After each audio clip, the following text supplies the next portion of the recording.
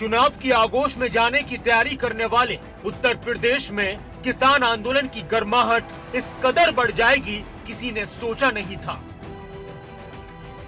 देश की राजधानी नई दिल्ली से सटे यूपी के बॉर्डर्स पर और पश्चिमी उत्तर प्रदेश में तो किसानों के प्रदर्शन का जोर दिखा, लेकिन यूपी की राजधानी लखनऊ से करीब 130 किलोमीटर दूर लखीमपुर खीरी की धरती किसानों के खून से रंग जाएगी और फिर उस खून की प्रतिक्रिया में कुछ और लोगों का खून भी शामिल होगा, ये भी किसी ने नहीं सोचा था।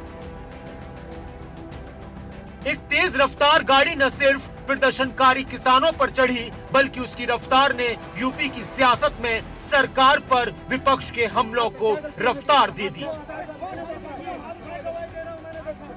किसान देश के गृह राज्य मंत्री अजय मिश्रा के बेटे पर हत्या का आरोप लगा रहे हैं, तो वहीं प्रदर्शनकारियों की भीड़ पर बीजेपी कार्यकर्ताओं की हत्या के भी आरोप लग रहे हैं।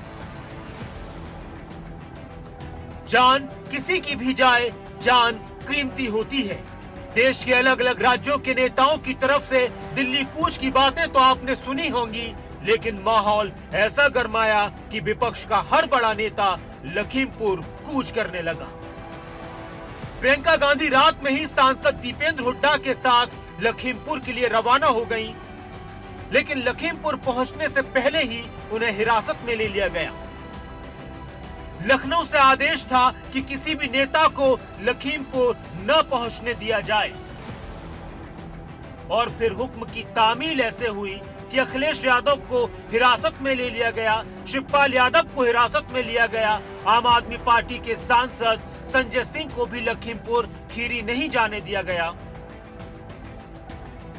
छत्तीसगढ़ के मुख्यमंत्री भूपेश बघेल के हेलीकॉप्टर को लखीमपुर में उतारने की इजाजत नहीं मिली, तो वहीं पंजाब के मुख्यमंत्री चरणजीत सिंह चन्नी को भी लखीमपुर आने की इजाजत नहीं मिली।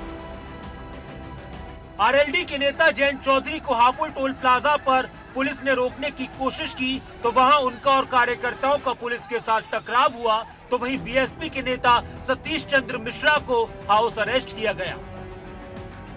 विपक्ष की तरफ से कहा जा रहा है कि सरकार तानाशाही कर रही है, विपक्ष और किसानों की आवाज कुचल रही है, तो शासन प्रशासन का कहना है कि कानून व्यवस्था बनाए रखने के लिए सख्ती जरूरी है। यूपी चुनाव से पहले उत्तर प्रदेश में यह हलचल बहुत कुछ बदल सकती है। जिस आंदोलन को लखनऊ से दूर रखने की पूरी कोशिश हुई, उसे इस माहौल ने लखनऊ के करीब कर दिया है, लेकिन इस बात का ख्याल रखने की जिम्मेदारी सभी की है कि सियासत जानों पर भारी न पड़ जाए।